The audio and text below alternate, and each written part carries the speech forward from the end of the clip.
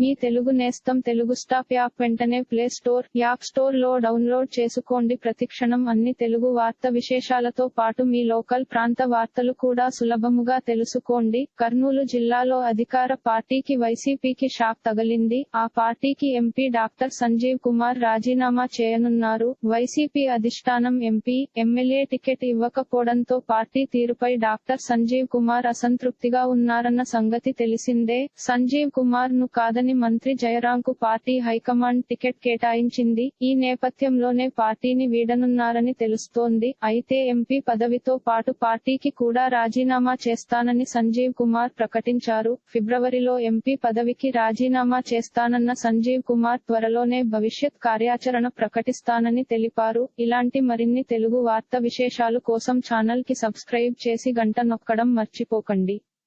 ఈ వీడియోని తోటి మిత్రులకి షేర్ చేయండి. మీ అభిప్రాయాన్ని కామెంట్ లో తెలపండి.